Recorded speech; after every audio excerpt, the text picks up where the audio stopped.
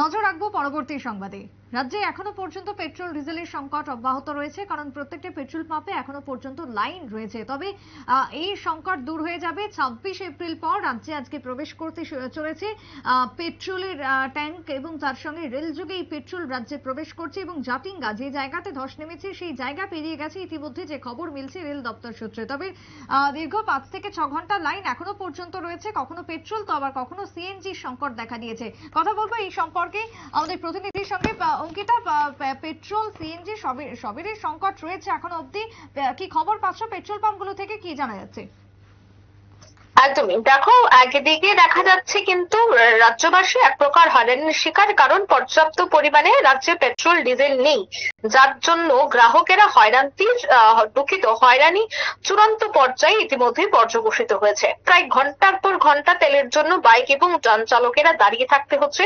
কোনো কোনো জায়গায় দেখা যাচ্ছে দীর্ঘ লাইনে দাঁড়িয়ে একাংশ গ্রাহকেরা ধৈর্যচ্যুতির ফলে উত্তেজনাকর পরিস্থিতিও সৃষ্টি হয়েছে, যে খবর আমরা আমাদের দর্শকদের সামনেও তুলে ধরেছিলাম। কিন্তু এবার খবর যে পেট্রোল ডিজেলের সাথে সিএনজিরও কিন্তু বড় সমস্যা হয়ে দাঁড়িয়েছে। অর্থাৎ এই মুহূর্তে আমরা খবর পাচ্ছি যে সিএনজি স্টেশনগুলিতে এবার গ্যাসের প্রেশার নেই, যার জন্য যারা যানবাহন চালকেরা রয়েছেন তারা এবার অনেকটাই দুর্ভোগের শিকার হয়েছে। দেখো, পেট্রোল ডিজেল বেশিরভাগ ক্ষেত্রে ব্যবহার করা হয়ে থাকে বাইক বা যানবাহন গুলিতে, বিশেষ করে গাড়িগুলিতেও ব্যবহার করা হয়ে থাকে। কিন্তু এই যে যাত্রীবাহী অটোগুলি রয়েছে তা কিন্তু গ্যাসের দ্বারাই চলাচল করে, অর্থাৎ গ্যাস থাকে, গ্যাসের মাধ্যমে সেই অটোগুলি চলাচল করে।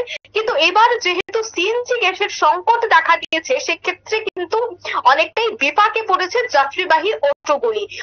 এছাড়া যে মারুতি ভ্যান রয়েছে তারাও কিন্তু তাদের যে পেট্রোল সিস্টেম থাকে সেটাকে পরিবর্তন করে সিএনজি তে পরিণত করেছে।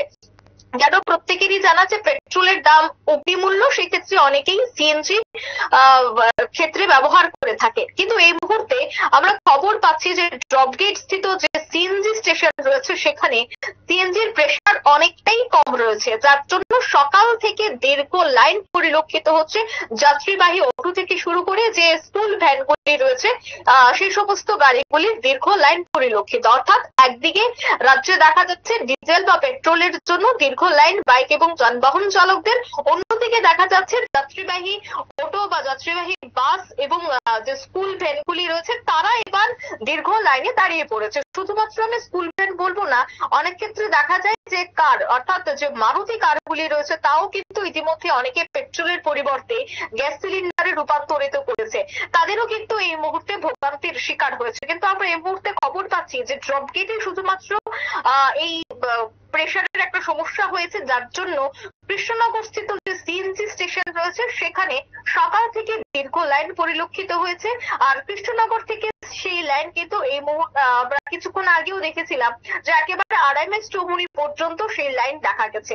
অর্থাৎ এই মুহূর্তে ড্রপগেট স্থিত যে দুঃখিত সিএনজি স্টেশন রয়েছে তার প্রেসার অনেকটাই কম থাকে। যাত্রীবাহী যে অটোগুলি রয়েছে তা কিন্তু ইতিমধ্যেই থমকে গেছে। যারা যাত্রীবাহী অটো চালকেরা রয়েছে তাদের বক্তব্য হচ্ছে যে যদি গাড়িতে যদি পর্যাপ্ত পরিমাণে গ্যাস না থাকে তারা কিভাবে তাদের অটো নিয়ে বের হবে, সেক্ষেত্রে অনেকটাই সমস্যা হচ্ছে। অন্যদিকে সিদ্ধি আশ্রম সহ অন্যান্য এলাকাগুলিতে গ্যাসের প্রেসার ড্রপগেটে না থাকার কারণে সে সমস্ত স্টেশনগুলিতেও গ্যাস দেওয়া সম্ভব হচ্ছে না, যার জন্য অন্যান্য জায়গাগুলিতেও কিন্তু এই মুহূর্তে দীর্ঘ লাইন পরিলক্ষিত হচ্ছে, যার ফলে কৃষ্ণনগর স্থিত যে গ্যাস স্টেশন রয়েছে তোমায় ধন্যবাদ অনেক। কথা বলছিলাম আমাদের প্রতিনিধির সঙ্গে। তবে সেই জায়গায় পেট্রোল এবং ডিজেলের পর এবার রাজ্যে সিএনজি সংকট, তবে যে সংকট তৈরি হয়েছে তা সীমিত সময়ের জন্য, কারণ সময়ের অপেক্ষা আগামীকাল থেকেই পরিস্থিতি স্বাভাবিক হয়ে যাবে অনেকটাই, এমনটাই মনে করা হচ্ছে রাজ্যের বিশেষ করে প্রশাসনের পক্ষ থেকে। ছোট্ট বিরতির পর ফিরবো, সঙ্গে থাকুন।